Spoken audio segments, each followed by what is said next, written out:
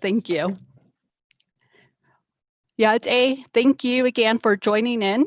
We are going to go ahead and start off with our notice of public hearing. Today is Tuesday, October 13, 2020.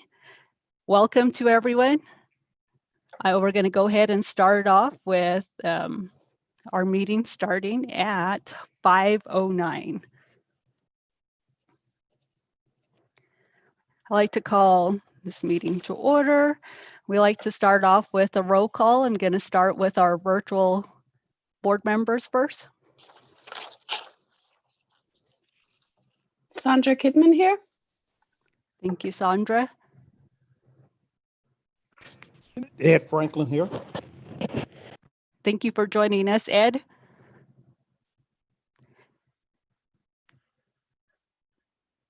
Dee.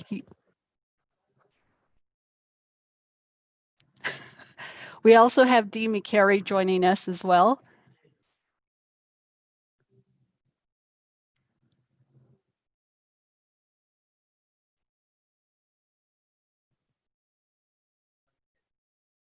Myself, Desiree Fowler, as board president. Oh, I'm sorry. Not board president anymore. Our board president couldn't be here tonight to join us, but I will be filling in as a board clerk, sorry. Dee is also joining us. And then we also have our guests as well, Larry Wallens, our superintendent, and also his executive assistant, Lynn Hoffman. And it looks like we also have Jeannie Woods and Vindy also joining us. All right, so first on our agenda tonight for a public hearing is a presentation of the annual financial report. And I would like to go ahead and give the floor to Vindy.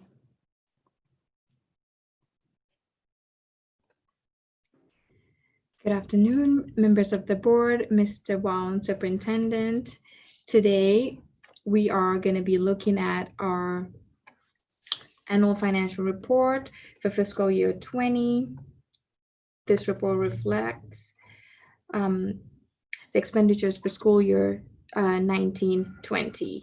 Let me share my screen with you here.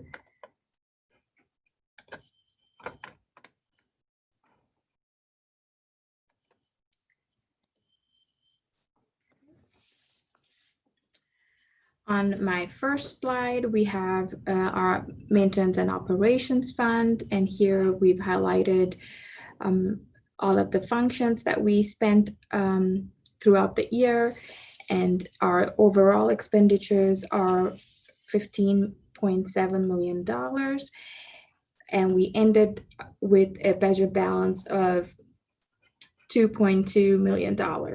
Also, it's nice to notice that we also ended with a cash balance of $3.2 million to carry forward to the fiscal year 21.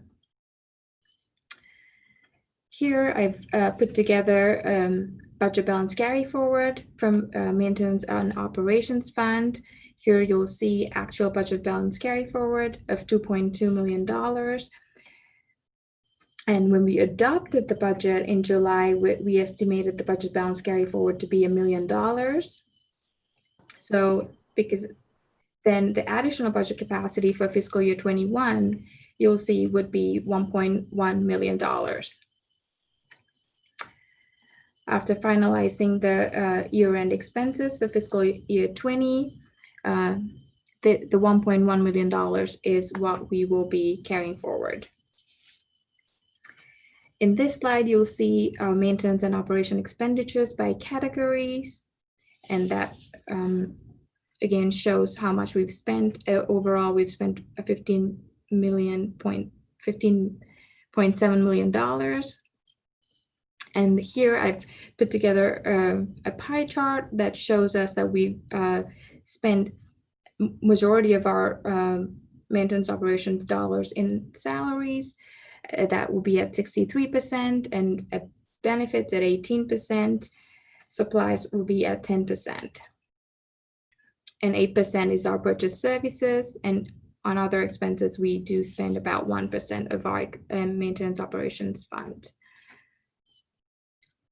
And this on our unrestricted capital outlay fund, We started with a budget of about $700,000. We only spent $16,000 approximately, and we maintained a healthy balance of $744,000 that we'll be carrying forward. On our Impact Aid budget, you'll see we spent about $8.6 million in our Impact Aid budget, and we maintained a budget balance of $3.3 million. Also important to note that we have a cash balance of $4 million. So even with the Impact Aid, I created a budget balance carry forward sheet to show you even our actual budget balance is $3.3 million. But at the time when we adopted the budget, we estimated the budget balance carry forward to be about $3.1 million. The net or the additional budget capacity for fiscal year 21 would be the $868,000 once we finalize the expenditures for this year. So as you can see, the $800,000 is the difference between the actual and the estimated dollar.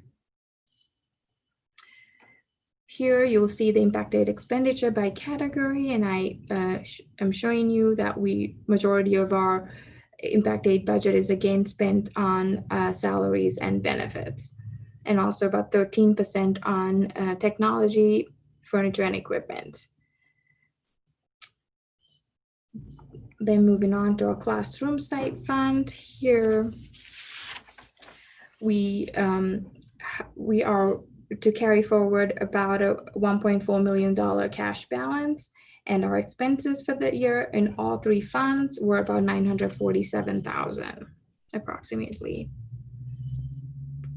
And on our other major funds, we have federal project funds, which we've spent about $2.3 million.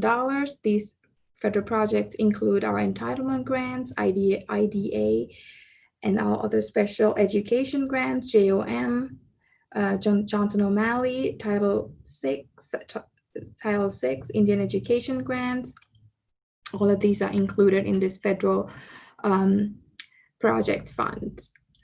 And on our state projects, where we spent about $48,000, these are our vocational education grants.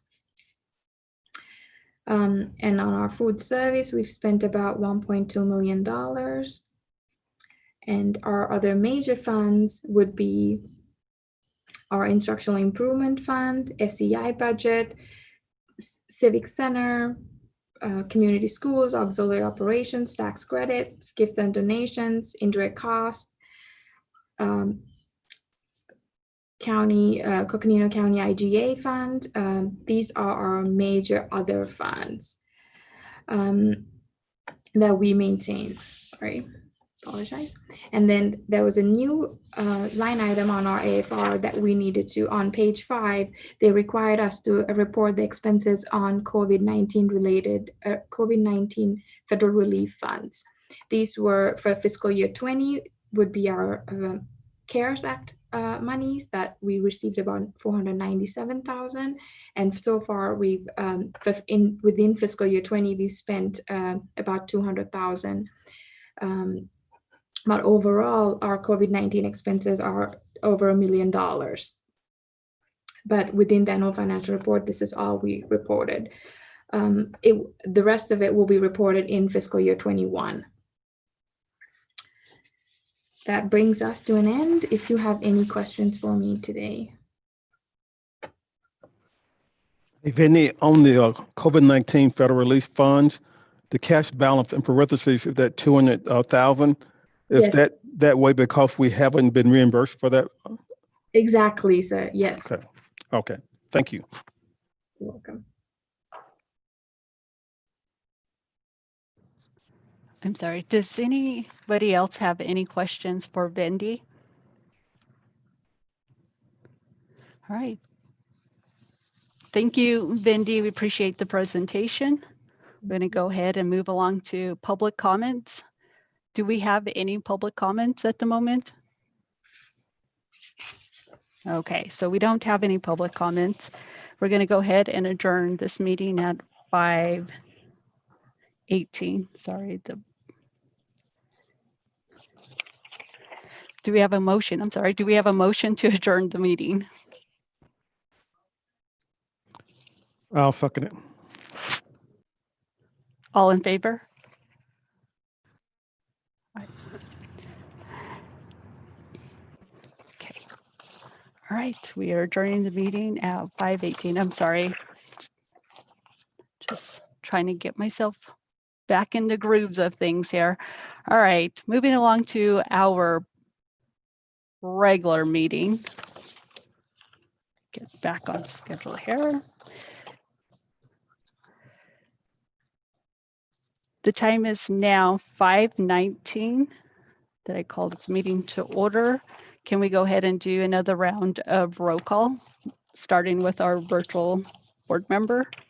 Sandra Kidman, Ed Franklin.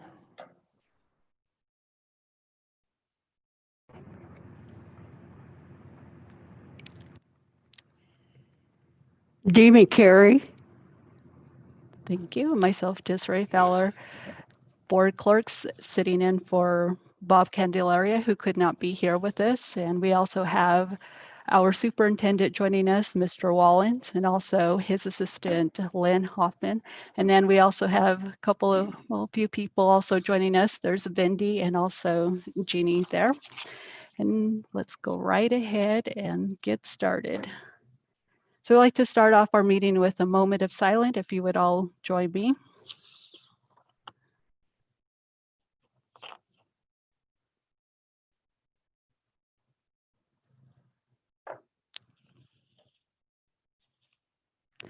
Thank you. Mr. Wallens, would you please lead us in our Pledge of Allegiance? Thank you. Everyone, please stand. I pledge Pledge allegiance to the flag of the United States of America and to the republic for which which stands, it stands, one nation, under God, God, indivisible, with liberty and justice for all. Thank you, Mr. Wallens. Item D, approval of agenda. Do we have a motion? I'll make a motion that we approve the agenda. Do we have a second motion? Yeah, I second that motion. All in favor? Aye. Okay, so it looks like 4 votes for that. Motion passed. Agenda was approved. Moving along to announcements and comments. Statements, okay. Do we have any statements or comments?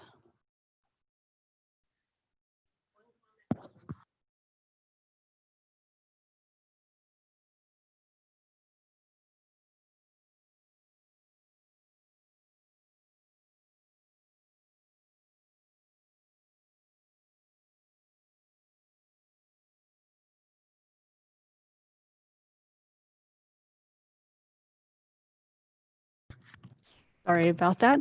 So we do have one comment that was submitted to the board, but it was sent anonymously. So right now we just like to notify everyone that we did receive one, but we do not address any anonymous emails, I guess. All right, so moving along to special business, recognition of Page Unified School District Employee of the Month. And Mr. Franklin. Thank you, ma'am. We'll start off with the first reading. It is for Julia Redmond, who's a first and second grade teacher. And let's go here. She's at the Lakeview Primary as for quality and behavior. They said she's flexible, flexibility, kindness, patient, work ethics, positive attitude, no matter the situation. She's helpful. Julia always has been able to go with the flow regardless of what have been thrown at her.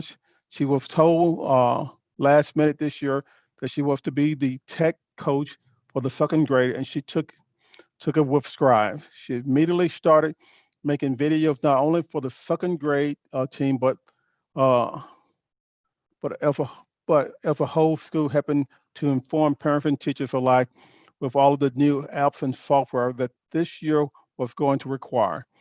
She has been an amazing resource for all grades level.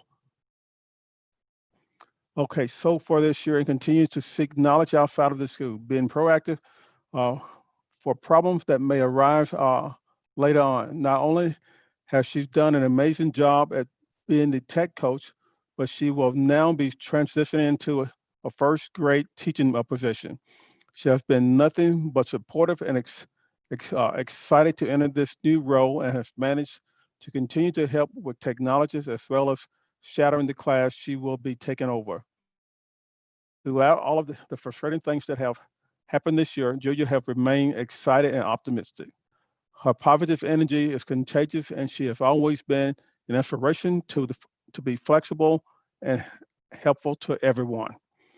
Uh, Once again, just like to say thank you to Mrs. Redmond's outstanding job.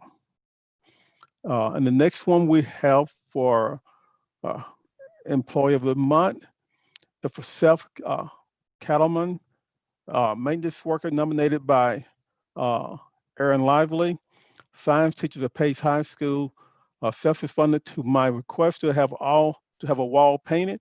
He was so polite and funny. Also, he worked more efficiently than I could have imagined. He have attended.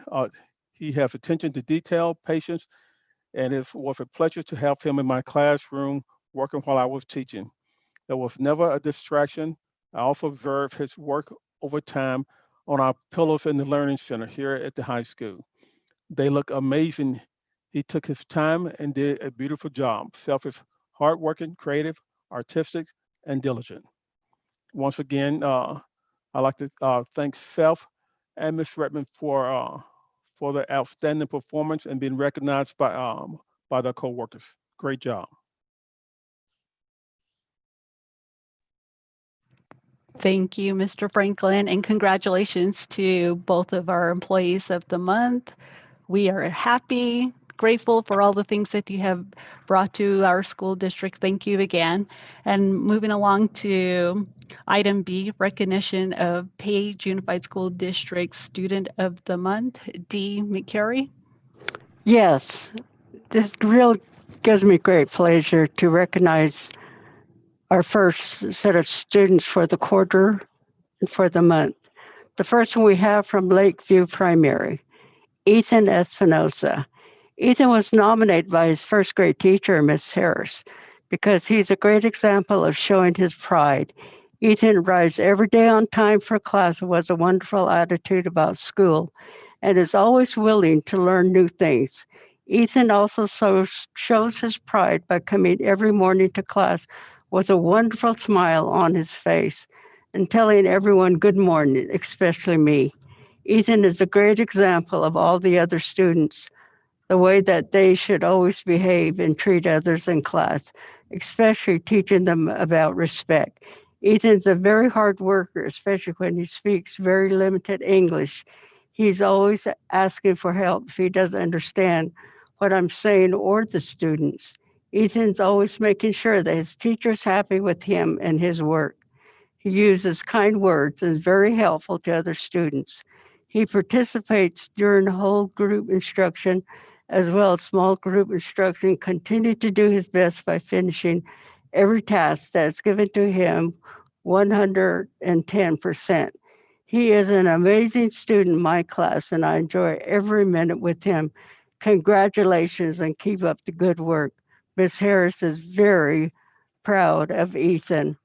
What a wonderful write-up on the young man.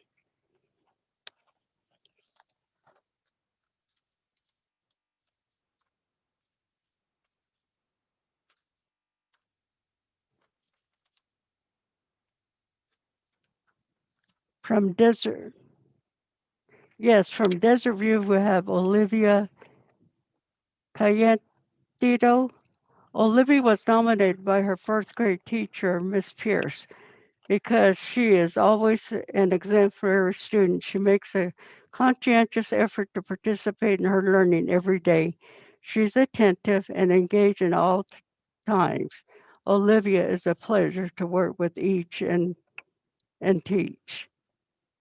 Congratulations, Olivia. From Page Middle School, Mason Cullen. Mason is a resident of Page. He's the son of Melody Salter. Mason is 7th grade students at Page Middle School, who has overcome many obstacles on his journey to becoming belonging at Page Middle School. He has a story that would take time to tell and would definitely be a tearjerker. He is being nominated by Miss Covington for his holistic improvement. Miss Covington would like to spend time focusing on his resilience and his determination to continue with his education despite the odds. Mason has no absentees or tardiness for this year, and he has all A's and B's in his class. He has done a turnaround physically and academically, but we are so proud of him. Thank you goes to his mother, Miss Salter, and his counselor for their continued support. It is nice to see him energized, vibrant, and ready to continue his journey as a Page Middle School student. Way to go, Mason. Thank you for showing Page Panther pride and staying Page Pride strong. We have another student from Page High School, Najoni Jerna. Najoni was nominated by her teacher, Roland Freeman, because despite having so much going on in his life, Najoni takes the initiative to ask for help, attend extra study sessions, and contributes to the class. She shows a desire to succeed, which is often more important than any inclination towards the material. A large percent of the time, the most successful person is the one that puts in time, effort, and has the drive to do well. Najoni sometimes grades that puts her on the honor roll semester after semester. I have no doubt she will find success.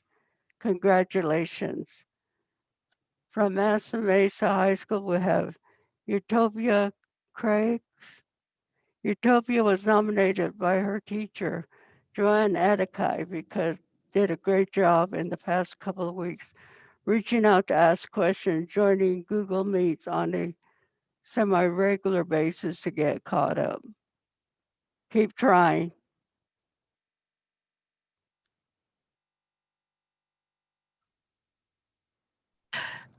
Congratulations to, I'm sorry, Dee, were you still going? No. Okay. Congratulations to each one of our students.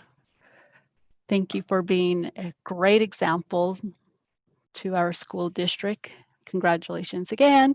Moving along to, oh, by the way, all prizes, awards will be sent out via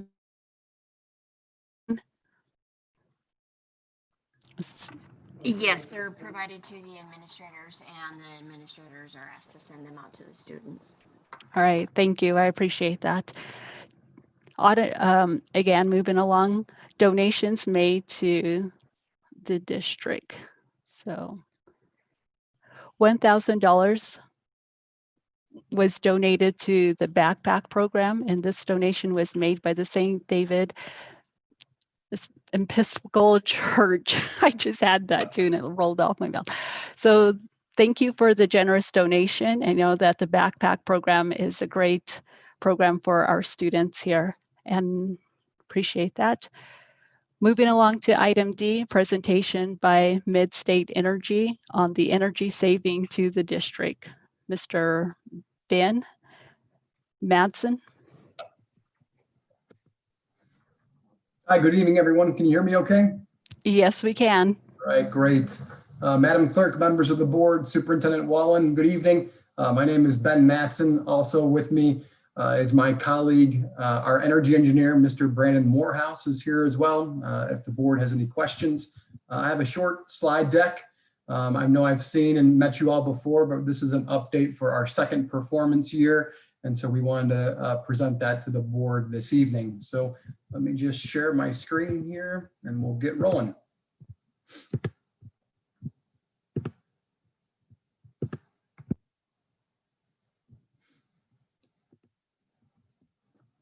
Is everything coming up okay on your end?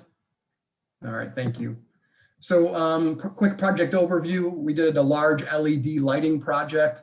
This was back in our installation period of 2016 and 2017, excuse me, October 2016 through December of 2017. We also did some water upgrades on both the domestic and as well as the irrigation, some mechanical at the high school, as well as some building automation systems.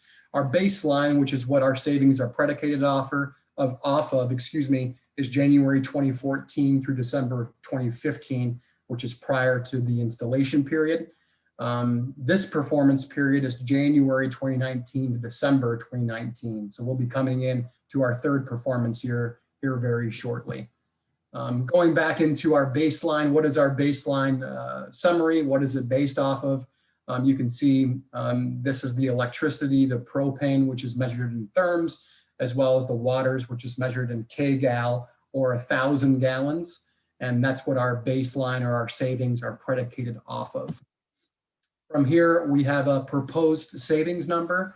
You can see here from the lighting, the water, and the HVAC, what the savings should be. Basically, we're looking at a total guaranteed savings number of roughly of about $194,000 a year there. So let's talk about what we saw in terms of our performance.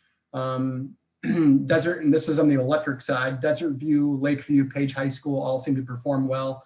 Page Middle School continues to kind of be a problem child. We still saw some good results. We're seeing some tough results on the water side, which we'll go over. But out of all the sites, they performed versus the baseline with a reduction in electric kWh. The biggest savings being at the high school. On the therm side, we did see a significant amount of propane reduction versus the baseline at Page High School, which is where we installed the new mechanical equipment, as well as some of the building automation systems, which is why we just show Page High School. On the water side, Page High School continues to be, in terms of savings, the strongest saver. On the water side, Lakeview Primary does well as also. Desert View is a little low, but it really, the water usage there is very minimal. Page Middle School, we continue to have some issues. There was a major cost change from going from a residential water rate to a commercial water rate, if the board remembers that correctly, which has caused some increase there. But all in all, the water usage has been very good for the district. The total program performance really is in the far right side here. Oops. Our total verified savings here. Sorry, my camera's up there. Is a little over 210,000 based off of the proposed savings of kgal, kWh, and therms.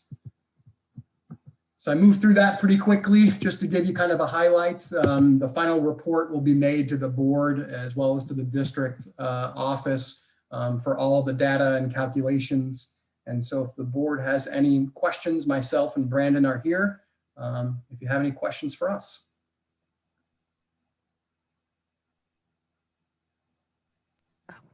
I just have a quick question.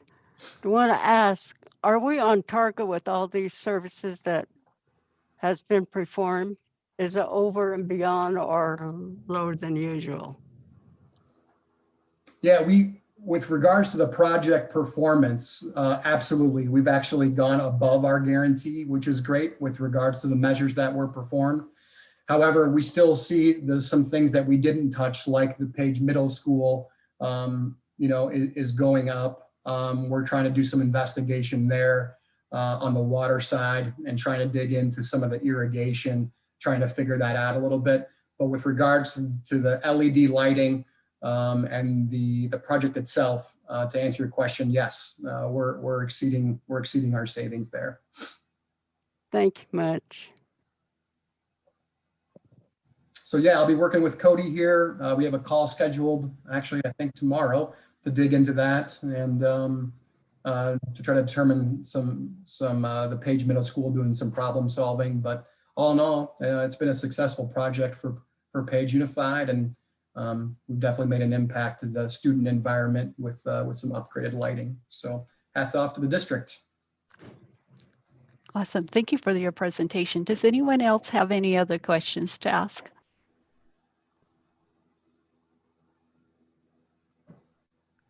All right. Appreciate it. Thank you. And Thank you very much. Have a Have a great good evening, evening. everyone. Yep, me too. Reports. So moving along, item 4, governing board reports. We would like to go ahead and start off with our virtual board member. By that you mean me, correct? Yes, Sandra. Okay, just checking.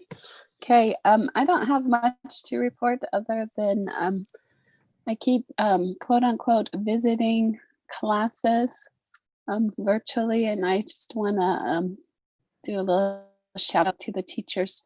I'm just so thoroughly impressed with so many teachers, how they keep kids engaged even virtually.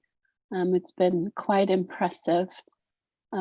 Just today I was listening and to Desert View's music teacher, and I learned quite a bit about music today. And so I thought I just think our teachers have really done a wonderful job to help our kids keep learning during these challenging times. So thank you. Thank you for that, Sandra. I just realized we are all virtual, right? Except for some of us are here and you're there physically. I mean, not physically, but yes, we're here physically and you're there virtually. But we're all together here virtually. Mr. Franklin, would you like to share anything? You know, I was just telling the Superintendent Larry a little bit earlier this afternoon. Over the last few weeks, I have so many comments by so many parents that have come out and submitted to the hospital about how well he's doing and his communication with those individuals within the community out there.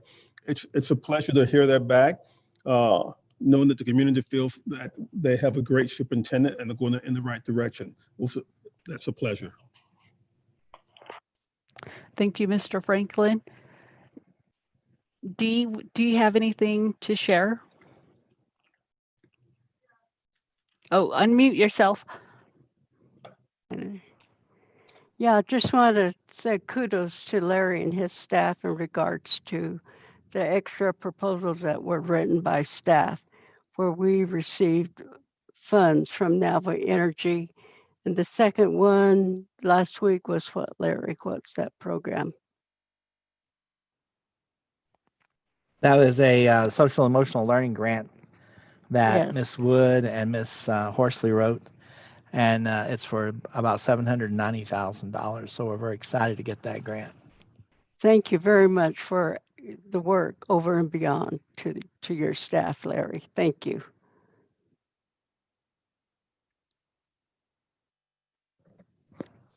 Thank you, Dee. I would like to share that with the Arizona School Board Association, with the board of directors, I was able to, meaning the Hispanic Native American Caucus and the Black Alliance, were able to share the first webinar on suicide prevention. And tomorrow we are going to go ahead and roll out part 2 of the webinar. So any of you are available tomorrow to attend that webinar, please do join us. Great topic. And I just want to say thank you to our Page Unified School District employees. Thank you for all that you do. Families that are making hybrid school working remotely or on site, thank you again. And that is all I have to share. So moving along to the superintendent's report, Mr. Wallens. Thank you, Ms. Fowler. Just a few notes. One is this is the second day of hybrid learning, and groups came into school. We had 396 students on campus today. And so that was really awesome. Our teachers are working very hard, very stressed, because now they're teaching both virtually and remotely. And what we keep saying to them is settle down, take your time, and teach virtually. You know, Google Classroom was around before COVID-19 and was in use around a variety of districts. So let it roll, take your time, and you'll enjoy it. In September, we served 21,000 meals. Kudos off to our food service department for that and their hard work and what they did to put all those meals out in place.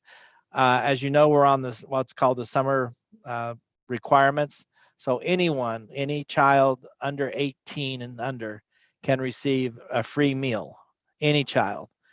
Not only can you get breakfast and lunch, but on Friday, if you show up to the collection points, you can also get Saturday and Sunday meals as well.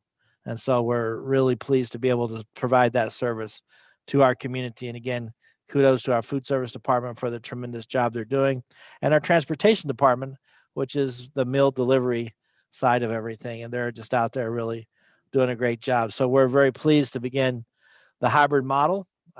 Thursday, Friday will be the next group.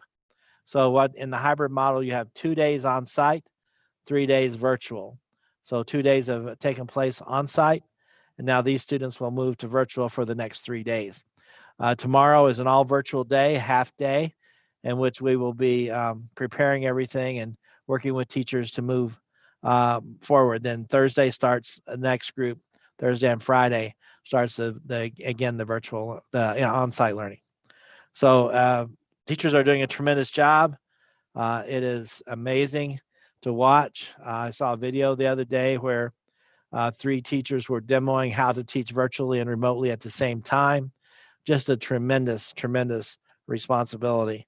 And our teachers have risen to that responsibility and are moving forward with our students. And it was this Monday morning, I was at Lakeview watching students arrive with their mask on and all serious. Sometimes I think the computer bag was larger than the kindergartner carrying it, but they managed to get to the classroom and managed to get involved in their lessons. So we appreciate that very much. So thank you, Page staff. Thank you, everyone, for the support and what you're doing for our students. Thank you, Ms. Fowler. Thank you. Appreciate that. So we currently do not have any unfinished business. So we're going to go ahead and move on to the governing board consent agenda. And I will go ahead and read the information. A copy of the consent agenda is available at the district administration office. All items listed will be considered as a unit by the governing board and will be approved with one motion. There will not be a separate, hold on.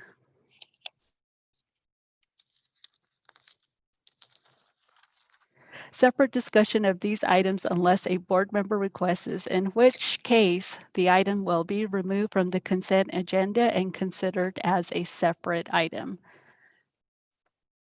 Do we have a motion? I'll make a motion to approve the consent agenda.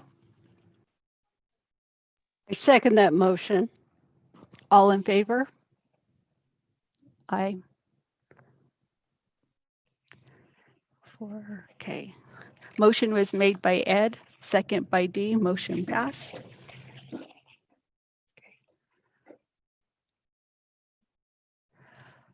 Calendar of events. Does anybody have anything to add or questions about the calendar of events?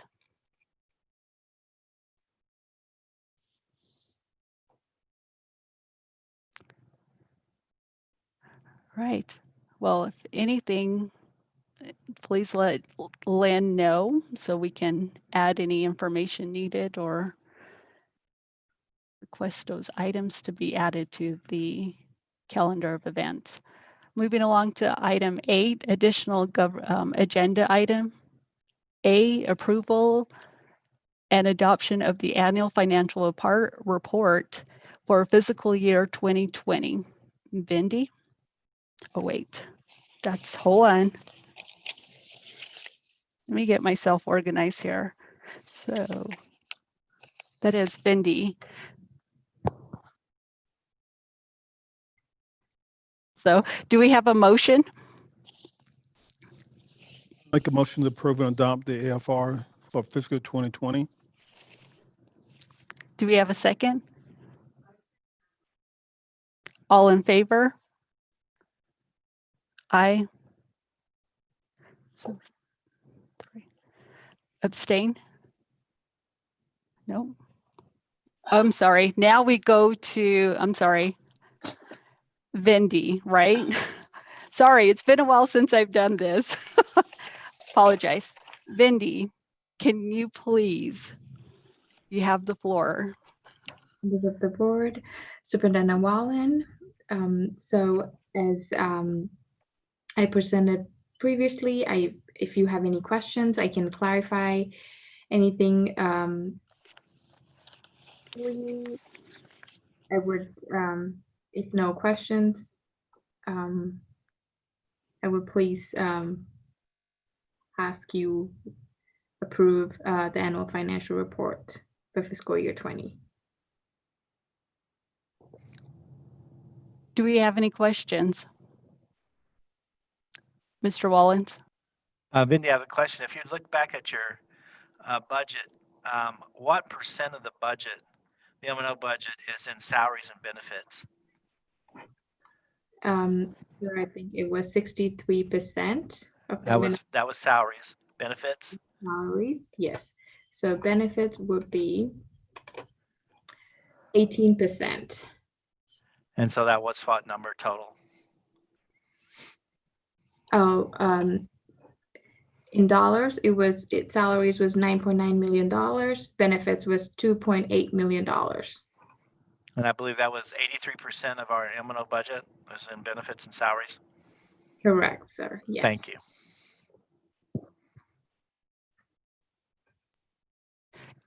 Any other questions?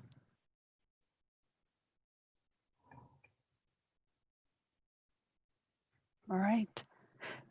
Thank you, Vindy. We're going to go ahead and vote. All in favor? Aye. D? Okay. Motion was made by Ed, second by, Aye. thank you. Motion was made by Ed, second by D. Motion pass. Thank you for that. Moving along to item B, qualified evaluators for the 2020 through 2021 school year. Do we have a motion? I make a motion to approve the added list of the evaluators: Shannon Garrison, Kevin Anderson, Trina Hubble, and Teresa Robbins. Do we have a second? I'll second it. Mr. Wallens? Madam President, or Madam Vice President and Clerk, Madam Clerk, and members of the board, each of these individuals has completed the Arizona School Administrators Qualified Evaluator Training Program and received their certification. So we're asking the board to identify them as qualified evaluators for the 2020 and 2021 school year. Thank you. Thank you, Mr. Wallens. Any other questions, comments? All right, all in favor? Aye. Aye. Motion was made by D, second by Ed. Motion passed. Item C, Coordinator of Native Language and Cultural Program, job description. Do we have a motion? I'll make a motion to approve the job description for the coordinator of Native Language and Cultural Programs. I second that motion. Thank you. Mr. Wallens? Madam Clerk and members of the board, this is a job description revision. We are taking the position that was at one time called Director of Indian Education and changing it to Coordinator of Native Language and Cultural Programs. If you look at the position, it will coordinate efforts with the national and regional Indian education offices and the Indian Education Committee, which is part of the JOM grant funds, and provide a supportive and positive program for students and parents at Page Unified School District's Native American cultural programs, which we hope to create and expand, including Native language and Navajo government. The promotes parental involvement and activities incorporated with culturally relevant materials and resources that value the cultural heritage of Native American families. So if you look at the essential duties, It's a lot of coordinating and collaborating with the schools, working with designated teacher committees. For example, the Heritage Committee is working now to plan Heritage Month for November for recognizing our Native American community. Coordinating and collaborating with the schools to provide seminars to inform parents of educational programs. And this is one of the specific pieces that would come under this, is to provide parents with training on how to use PowerSchool and the PowerSchool portal to track their students' performance.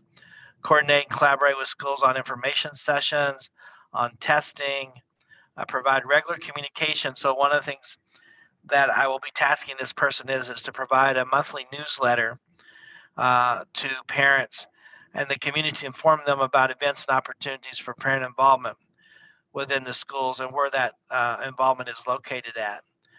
You may be familiar with Kienta Unified.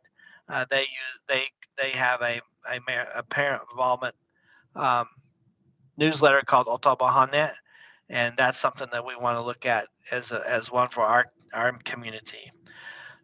To assist in coordinating Native language and culture curriculum, as a matter of fact, I met with the interim director or interim coordinator this morning and asked that we turn some of the carryover funds we have in JOM to providing a K-5 Navajo language program, preschool through 5 Navajo language program. And if that gets approved, then we'll come to the board and begin to expand that program. Excuse me. And then retain up to date on federal laws, work cooperatively with the JOM program, coordinate and conduct regular meetings, and so on and so forth. But really explore and be a strong advocate for best practices of innovative programs to enhance culture, language, and traditions of American Indian and American Native students. Attend chapter meetings. Today I was in the Coppermine chapter meeting, and they would be picking up that responsibility and providing a monthly update to chapters related to what's happening in Page Unified School District, and to provide a stronger link to the chapters in our community. So it's taking that position and changing it, the direction, and turning it in to a very proactive program to advocate for our Native students. With that, I would ask the board to consider approval of the coordinator of Native language and cultural programs. Thank you, Mr. Wallens. Board members, do you have any questions? Madam Chair, I just want a clarification. Superintendent Wallen, Yes. has the new job description been shared with the former JOM people that come out from Winter Rock to monitor? How do they see this, or are they involved? They were not involved in the job description. It's been provided to the IEC. They've been asked for the input. That's still under consideration with them, but we need to move forward because I would like to have the board approve this. Advertise tomorrow, do paper screening on November 2nd, have an interview committee in place November 9th through the 13th, consisting of 2 IEC members and the interim director and the director of federal projects and the business manager. And then on November 18th, make a recommendation to the superintendent with a recommendation to the board scheduled for December 8th, and assuming those responsibilities on January 4th. So that's the timeline we put in place to move this forward. Okay, thank you for that clarification.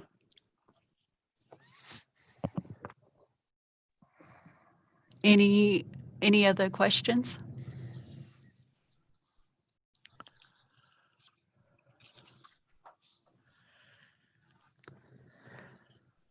All in favor? Aye. Aye. All right, hold on to me.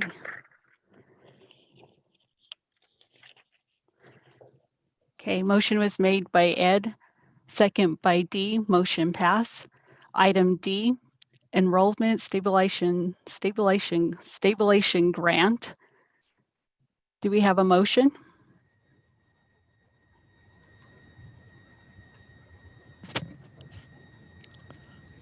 I make a motion to approve Mr. Wallen's acceptance of the EGS. D, I need you to unmute, please.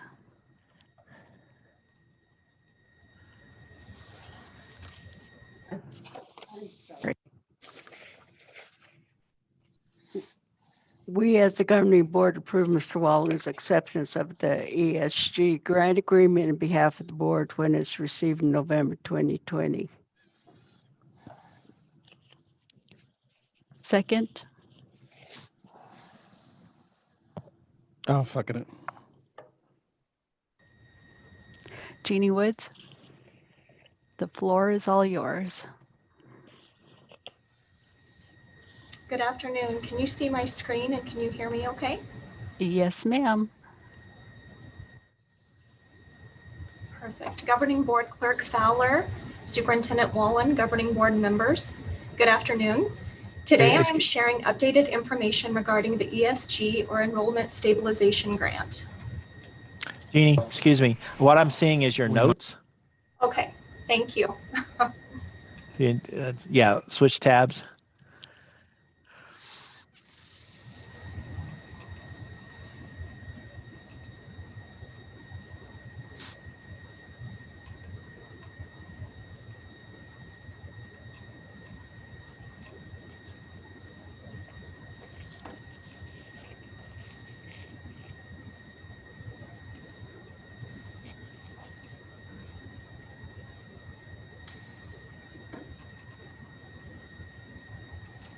Okay, can you see the PowerPoint presentation now? Perfect, thank you so much. As a quick reminder, ADE has advised districts to follow a three-phase approach when planning for all CARES Act funds. Phase 1 is the relief phase, and that grant period ran from March 13th through May 30th. Phase 2 is the preparation and prevention phase of planning, and the projects ran from June 1st to August 30th. And phase 3 is the recovery phase, which ran from September 1st of 2020 through September 30th of 2021. Although according to this graphic, we would fall squarely in the recovery phase, once we started hybrid learning this week, we just now entered the recovery phase, and we will remain in between the two columns of preparation and prevention and recovery moving forward. And that's okay that we're in between phases right now.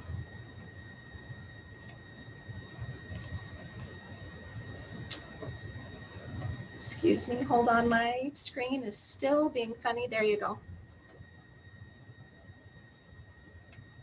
Okay. There have been three primary COVID-19 funding sources available to districts. The first funding source is the FEMA funding source, which supported schools in their relief efforts. The second funding source is ESG monies. This helped to support schools in their preparation and planning efforts. And phase 3, or the ESSER funds, provided schools an opportunity to have funds made available for all three phases of recovery.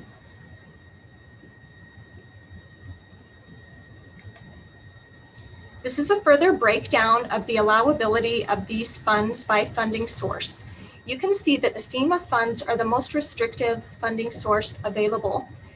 The check marks on this don't align perfectly, so I want to talk through that a little further.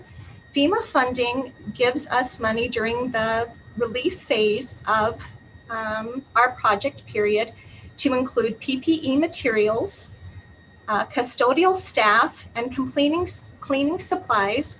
The staff allowable was for overtime only. It wasn't for the payment of custodians, and health services, but only in the area of health screenings.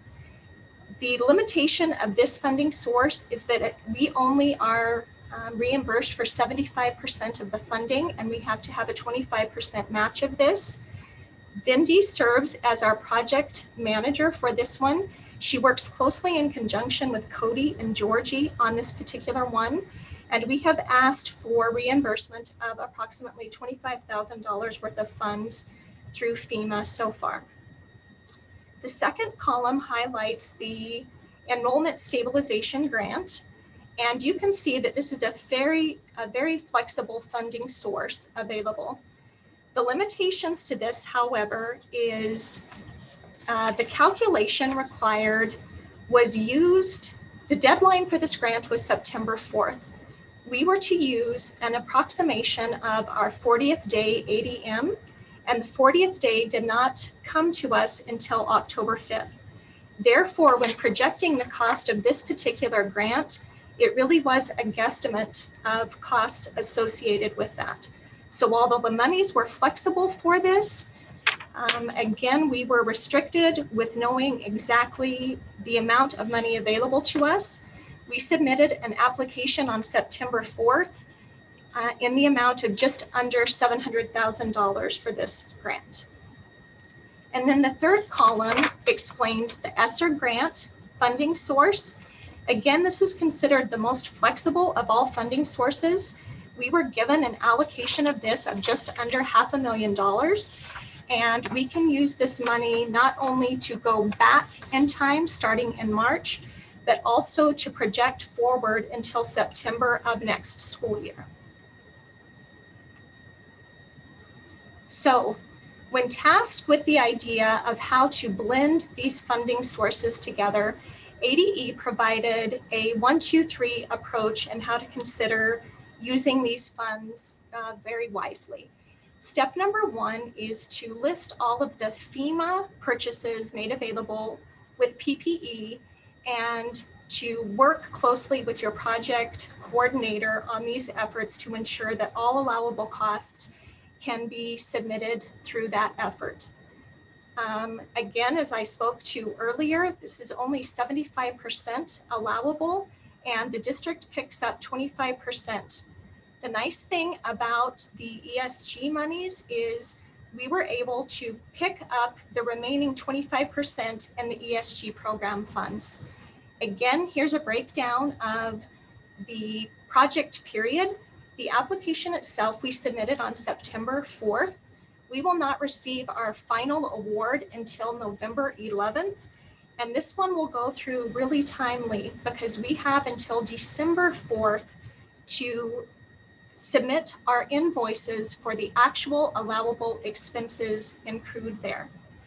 So step 3, the ESSER money or the CARES Act money, the advisement given through ADE is to submit that grant now. However, when November 11th comes and we receive our final allocation amount from ESG, we go back and revise what was written within ESSER or CARES Act money as the final step for this, because as I said, it was a guesstimate at best as to the money we will receive for ESG. Therefore, we will need to move some of those monies potentially into that third pot of money, the ESSER money, moving forward. So when we think about the purpose of a grant or writing a grant, it really is a process of identifying our needs, formulating a plan of action, putting funding mechanisms in place to support the goals of the plan. We also ask the questions of, is this cost necessary? Is it reasonable? Is it allowable? And is it allocable? Finally, we put into play, where is the best use of this money? There's also other restrictions of these funding sources that you can see that we are not allowed to double dip. Therefore, we can't claim expenses in FEMA and claim them in ESG and claim them in ESSER. We have to think about keeping some of these separate. In our current installation of ESG monies, the primary funding mechanisms that we went out for was, again, to build our technology readiness. So a lot of the hotspots that were purchased, the Wi-Fi, etc., the technologies that we needed for student usage were purchased within this grant. We also found a way to pay for the 4 days of professional development where teachers came in at the beginning of the year. And although 4 days have been added to our calendar at the end of the year, that was an allowable cost within ESG, is to provide that job embedded professional development. And we wrote that within this grant. So really heavy on the technology and PD items of that moving forward. CARES Act or the ESSER monies, the step 3 of that, we will pick up remaining technology costs to continue Wi-Fi efforts moving forward. Some of the PPE purchases, since FEMA has made it restrictive of only allowing PPE to be in the timing period at the beginning, We're having to move some of those purchases into ESG and the ESSER funds as well. So we're moving these funds to truly blend them for maximum capacity based on the needs we have within our district. This graphic puts it together in a very simplified version to say, in all phases, whether we're in relief, preparation and prevention, and recovery, and remember, we're going to go back and forth between preparation and prevention and recovery. We're going to straddle those two for a while. There will be expenses involved in all of those three phases of recovery. However, we will also have relief revenues attached to each of those three phases as well. So as a quick recap of ESG, we submitted our application on September 4th. It was based on an estimate of our 40th day weighted ADM from last school year to this school year, and we submitted an application in the amount of $699,000. On October 6th was our actual 40th day count. We still do not have, although we have our enrollment numbers, we do not have our weighted ADM as verified through a financial report to show what those numbers are. We also have not been made aware of what the base level funding will be for this grant. On October 8th, we received an award letter and a grant agreement, and that's what I'm asking for signature or approvability of today to say that we agree with following the rules of this grant. However, we will not receive our final allocation on this particular grant until November 19th. And that is when we will receive our final award amount. And at that time, that is when we will establish what monies we need to move into ESSER funds based on the allocation amount on that date. What questions do you have for me regarding this? Jeannie, the only question I have, maybe I didn't get it, but what's our timeline in spending these funds? These funds for ESG monies will end on December 4th. So they really want this to be projects in the relief, or I'm sorry, in the planning and preparation timeline, but they want all expenses sent to them by December 4th.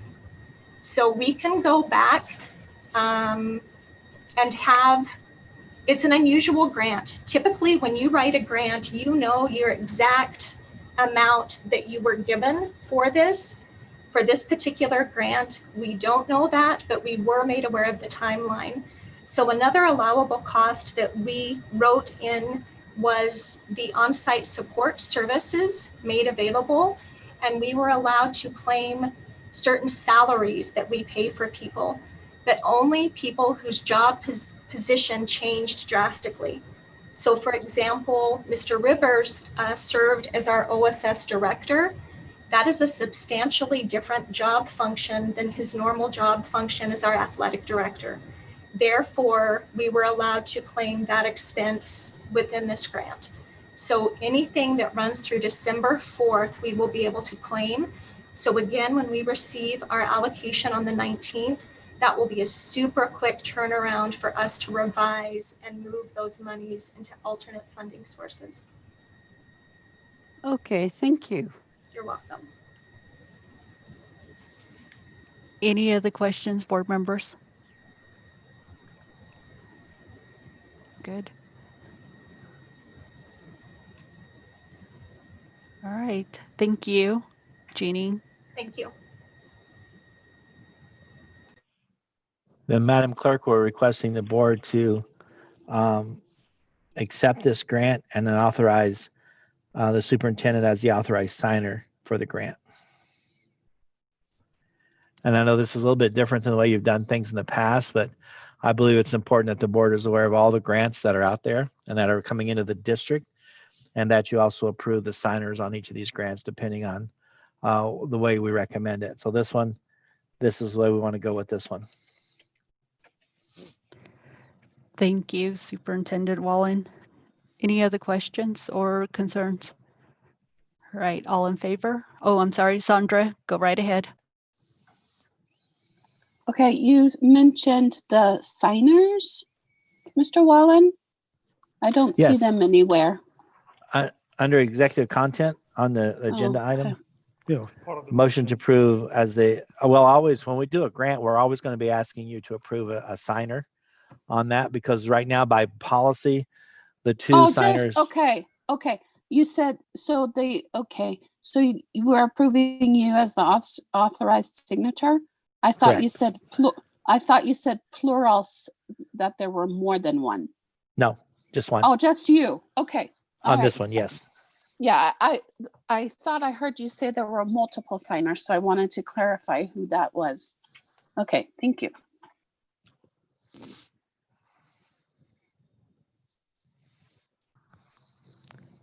Thank you for your question, Sandra. All in favor? Aye. Aye. Okay. Motion was made by D, second by Ed, motion pass. Item E, Page Unified School District job description. Do we have a motion? I make a motion that we approve the job description as being submitted. Second, I'll second that, please. Dr. Terry Mowers. Good evening, Madam Clerk, Governing Board members, Superintendent Wallen, guests, and colleagues. What you have in front of you is the culmination of 4 years, hundreds of employees, and thousands of hours of work. If we remember back to 2016, when this project started, it also included job salary comparisons for both classified, certified, also administrative.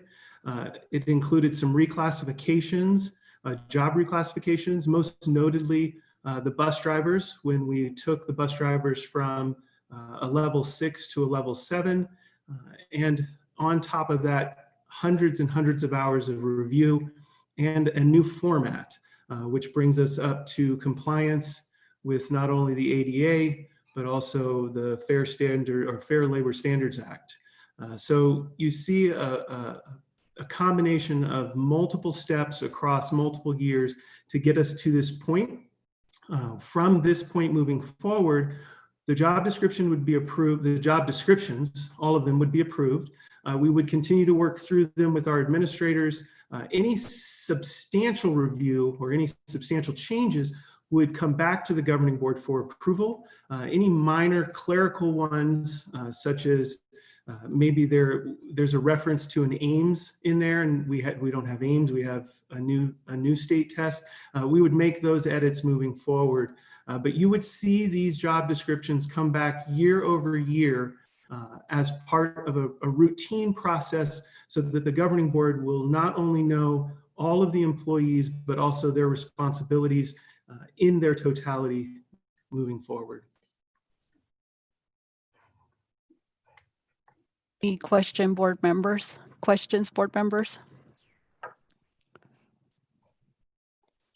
I just have one for Dr. Maurer. With these job descriptions we're looking at being updated, I assume that the salary ranges and everything stayed the same. So yes, sir, there has not been any salary adjustments with all of the job descriptions that are there. And in fact, next month, we would bring to you all of the salary ranges as we do annually, so that we can begin the recruiting process. So that way the advertised salaries that we recruit with would be approved through the governing board as well. Thank you, sir. Any other questions, board members? I have a question, if I may. Go Yes, ma'am. right ahead, Sandra.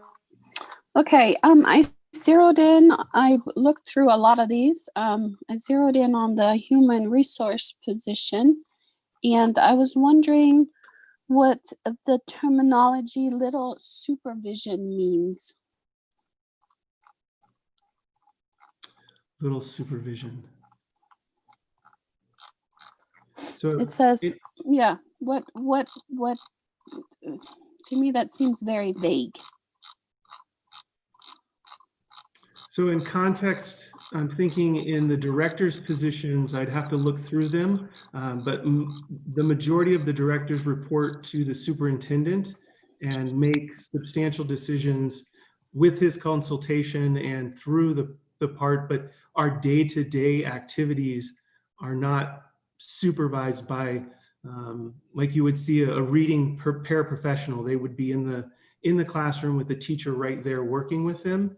It may be the case that in this case, you're talking about the human resources director. I may be on a recruiting trip, if we were speaking of last year, for 3 or 4 days, going across multiple states through multiple colleges, recruiting teachers and staff for our district.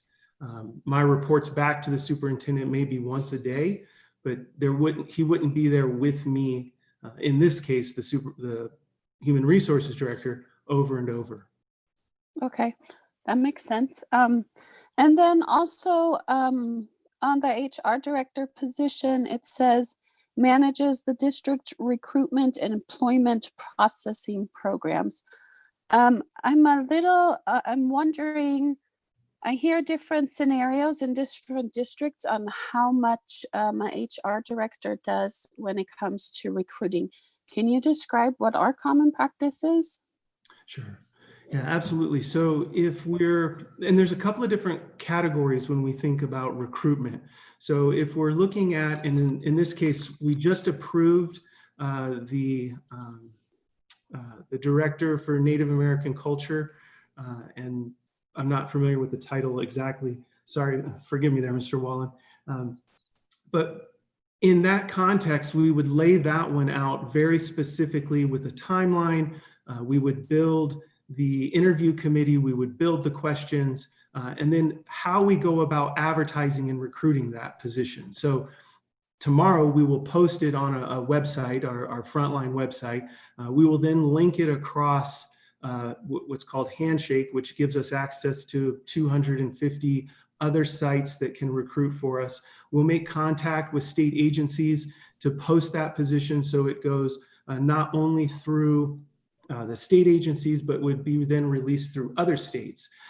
And then from there, collect applications and begin the screening process. That would be partially done by me and partially done by some other individuals when we talk about the screening and the posting.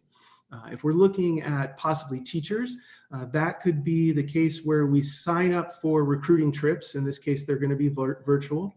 I would then work with, in this case, let's say our high school principal had a few open positions and maybe some of the other schools didn't have as many. So we would work directly with the high school, look and talk through what we were looking for, and then they may accompany us on those trips to then go through and actually do interviews, offer letters of intent, and then possibly bring them to the governing board for hire.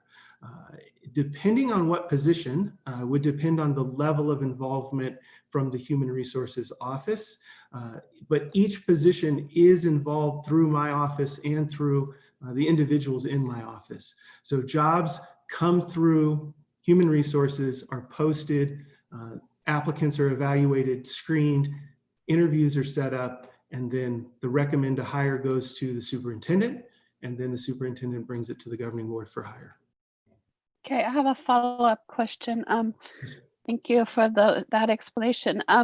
So you just said the level of involvement depends on, multiple things. But my question is, who determines the level of involvement? Do you decide that? Does the principal decide how much they want to be involved? Or, basically, who determines the level of involvement? So the level of involvement that I was speaking of is my office, the Human Resources Office, and my employees, the individuals who work with me, their involvement in the process. So we're involved, but the actual interview process, the actual how it's set up and how it's done doesn't change from site to site. So let's say a reading paraprofessional that is going into Desert View. They have an open position. So I would work with Mary Stahl, who's the principal, she would work with their reading specialist. That we would have a conversation about how long we wanted to have the position open. We would talk about what the closing date would be. We would look through applicant screenings and qualifications together, and then they would take the interview questions, they would review them, we would then take them, put them into a rubric, schedule the interviews, and then that site would conduct the interviews. There may not be a human resources person on that interview committee at that time. That's set up by the site and depending on that position. So that would be an example of one where we're involved in the beginning, and then the site takes it over for a small portion of the time, and then we pick it up on the backside and move it to the superintendent as a recommendation, and eventually to the governing board for approval. Okay, but who then determines the level of involvement? Like if the principal, say, for example, says, I don't have enough time to do all this position, you know, can they just say, I need you guys to take care of this and hire me somebody? Yeah, absolutely. And it wouldn't be in isolation. So we've had positions here recently. I can think of one in particular where the individuals who would be directly supervising the employee everybody's very busy, and so they basically said, hey, this is the criteria we have for the position, this is what the job description says. We reviewed the candidates, we made the phone calls, we set up the interview team, we conducted the interviews, and then from there took that information back, talked through everything, and then the supervisor was like, yes, we offered the position, and then took it to the superintendent and eventually the governing board. So it really is yes, ma'am. It really is a combination and a conversation between who's going to be do the supervising of the employee, and then how we go about the process doesn't change. It's our level of involvement along the way and how much time they have to actually facilitate the process appropriately. Okay, so if I understand you correctly, that the level of involvement is then determined by the supervisor who needs who needs to hire, basically. Correct. I mean, I understand that you take care of all the processing and the papers and the background checks and all that stuff, but I'm primarily wondering about, you know, how much do they have to be involved in their interview process? How much, you know, how do they have to set up the appointments themselves, blah, blah, blah, or, you know, how much do they absolutely have to be involved, and do they get a say in that? Yes, they absolutely do get a say. And if it was the case that they wanted to turn over I wouldn't recommend that any supervisor turn over the hiring process 100% to an outside person. You know, you're looking for the answers to the question. You want to hear the nuances of the discussion. You want to be able to interact with the potential employee, see how they interact with your interview committee, and hopefully they're a fit for the position that we're looking for, both in the ability to perform the job, but also what we're looking for in our district to move it forward. Sure, I guess, yeah, I understand that. I guess I'm just wondering how much busy HR work do they end up having to do, you know, in this whole process, or do they really just, you know, need to be able to be involved at that level where they feel like they absolutely need to be involved? Yeah. Yes. Okay, thank you. Yes, ma'am. Thank you for your question, Sandra. Anyone else have any other questions to add? All right, all in favor? Aye. So it looks like 4. Motion was made by Aye. D. Motion was made by D, second by Ed. Motion pass. Item 9, future agenda item, which we each have a copy of the agenda, or yep, future agenda items there. Board members can make suggestions and make that known to Lynn. And then item 10, adjournment. Make a motion to adjourn. I'll second that, please. All in favor? Aye. Aye. Motion was made to adjourn at 6:29 p.m. Second by Ed, motion pass. Have a great evening. Thank you for joining us. Take care.